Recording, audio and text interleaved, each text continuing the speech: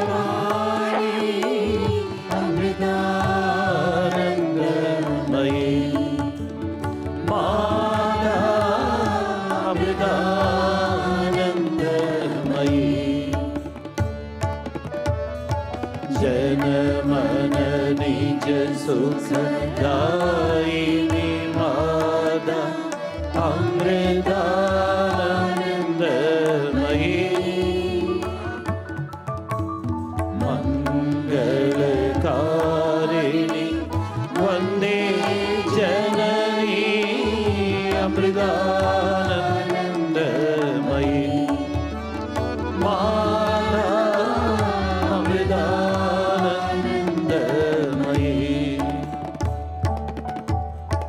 सकलागम निगमादिषु चरिते अमृतानन्दमयी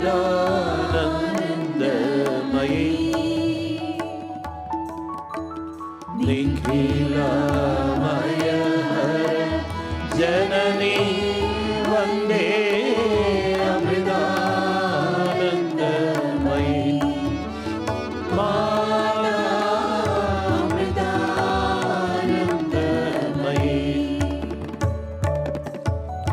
प्रेमरसामृत वर्षिणी माता अमृतानन्दमयी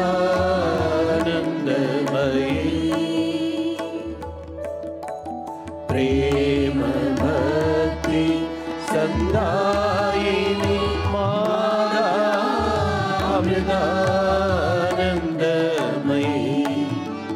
माता अमृतानन्दमयी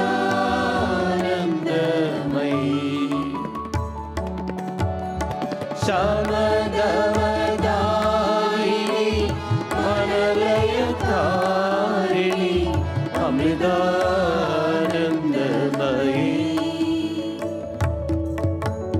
सददं मम हृदि वसदा देवी अमृतानन्दमयी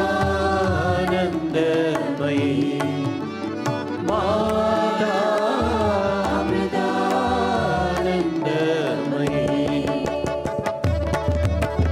वदितोद्धार निरन्तर हृदये अमृतानन्दमयी परमहंस पद निलये देवी अमृतानन्दमयी माता अमृतानन्दमयी हे जननी जनि मरण निवारिणि अमृतानन्दमयी हे सृजन परिपालिनि जयदा अमृतानन्दमयी माता अमृतानन्दमयी सुरजन पूजित जय जगदम्बा अमृतानन्दमयी सहज समाधिषु धन्ये देवी अमृतानन्दमयी माता अमृतानन्दमयी माता अमृतानन्दमयी माता अमृतानन्दमयी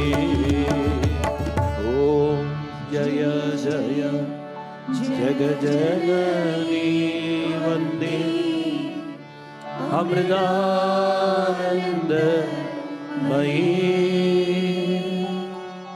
मंगल आरती माधव भवानी अमृतानन्दमयी माता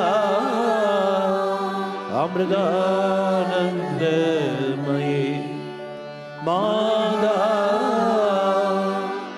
अमृतानन्दमयी।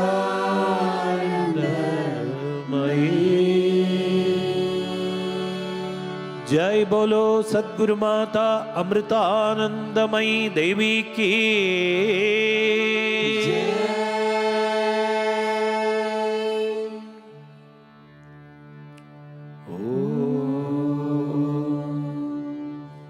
असतो मा सद्गमय तमसो मा ज्योतिर्गमय मृत्योर्मा अमृतं गमय। ओम शांति शांति शांति। ओम लोकाः समस्ताः सुखिनो भवन्तु। लोकाः समस्ताः सुखिनो भवन्तु। लोकाः समस्ताः सुखिनो भवन्तु। ओम शांति शांति शांति। ओम श्री गुरुभ्यो नमः। हरि ओम।